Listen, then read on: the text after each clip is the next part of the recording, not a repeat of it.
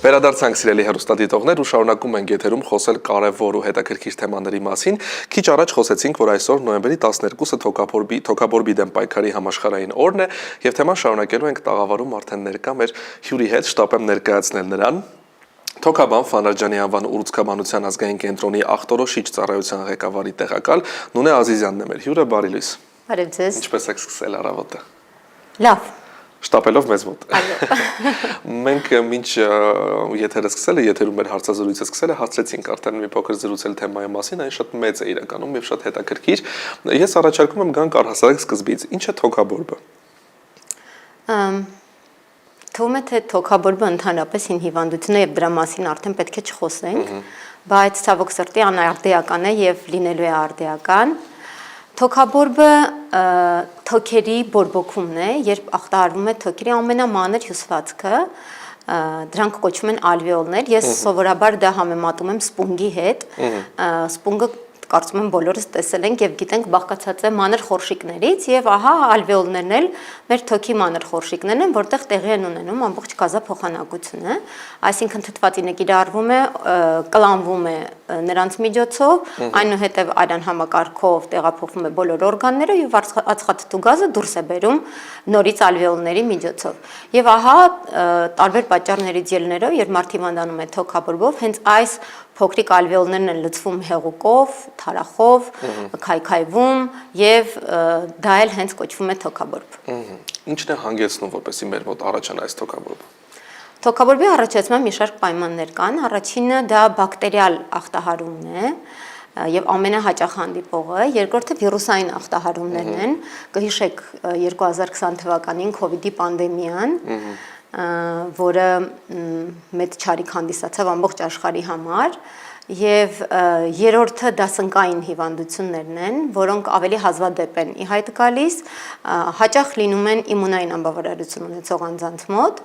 եւ իհարկե կարող են միքս տարբերակներ լինել, խառը ձևեր, երբ այս նշածս 3-ից զուգորդումներ են տեղի ունենում։ Մենք մինչ մեր հարցազրույցը սկսելը խոսում էինք առհասարակ միֆերի մասին առողջապահական ոլորտում, սա կարծում եմ այն հաճախ իմ կողմից առնվազն եթերում տրվող հարցերից է, որոնք միշտ ուղղում եմ մասնագետներին, որովհետև գիտենք, որ շատ տարածված է առհասարակ ամենահաճախ աբսուրդ, ամենատարօրինակ, ամենազավեշտալի միֆերը եւ կարծում եմ ձեր մասնագիտության մեջ նաեւ առհասարակ աշխատանքային պրակտիկայում շատ եք հանդիպել նմանատիպ միֆերի, գալով այդ միֆերին, արդյոք հնարավոր է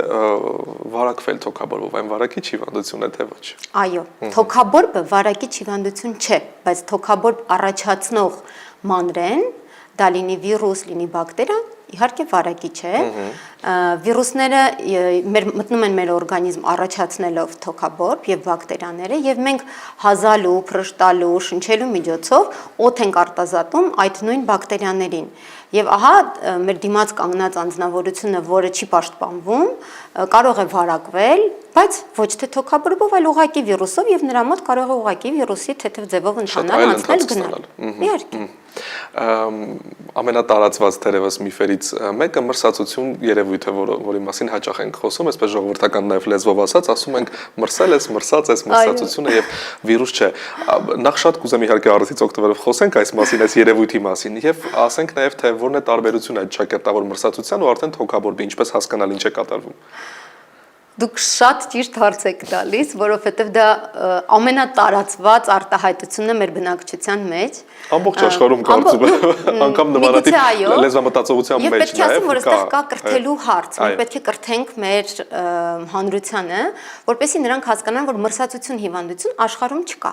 Այդպիսի ախտորոշում չկա։ Դա սուր շնչական վարակներն են ու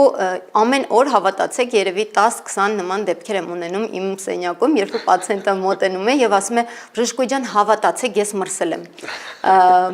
Մեքենայից մեջ օթորակիչը միացրել եմ, պատոհաններն էի լվանում, սառը քամին եմ զգացել, ես լիովին համաձայն եմ, այդ մրսածության զգացողությունը կարող է լինել, բայց դա նպաստում է նրան, որ իմունային համակարգում տեղի են ունենում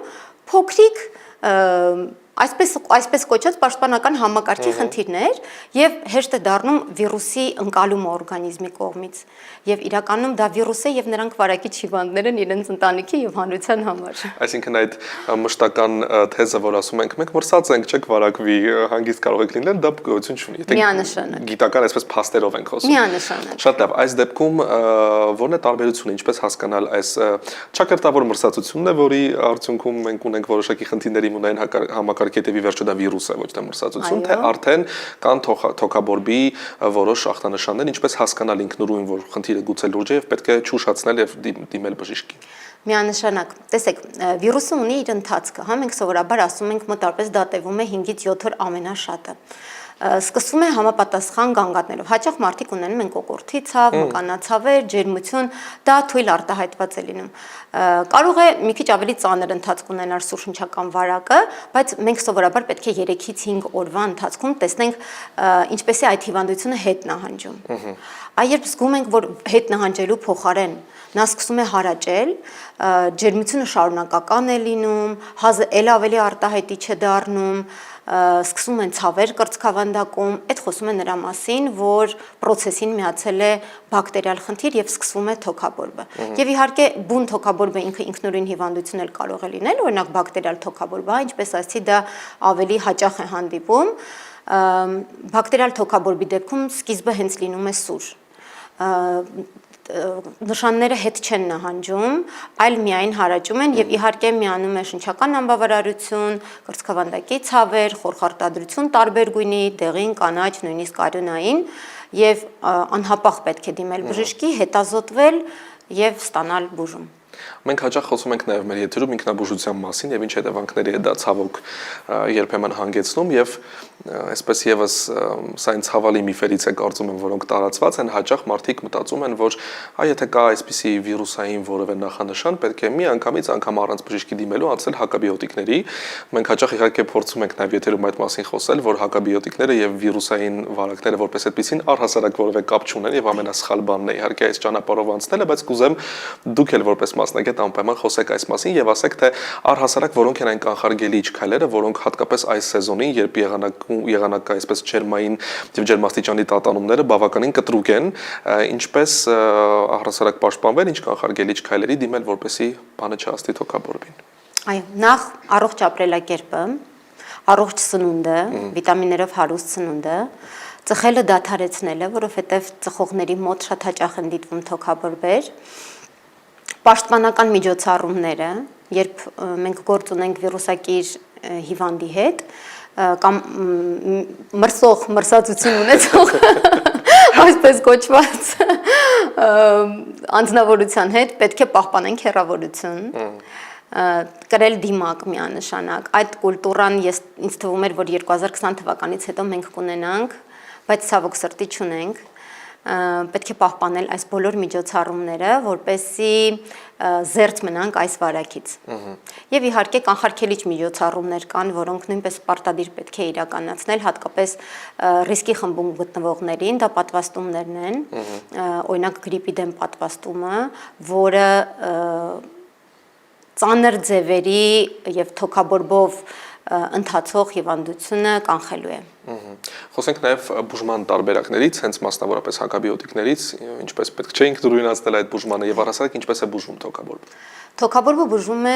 իհարկե հակաբիոտիկներով, եթե ունենք վիրուսային թոքաբորբ, ապա հակավիրուսային պրեպարատներով, հաճախ վիրուսները այնպես են կարողանում ախտահարել թոքերը, որ նրանց միանում է բակտերիալ բրոնխիալ համակարգն են կարողանում շատ խիստ ախտահարել եւ դրան միանում են բակտերիալ ինֆեկցիաները, բուժում ենք իհարկե հակաբիոտիկներով եւ ոչ մի դեպքում խորհուրդ չի տրվում պացիենտներին կիրառել ինքնուրույն այդ հակաբիոտիկները, որովհետեւ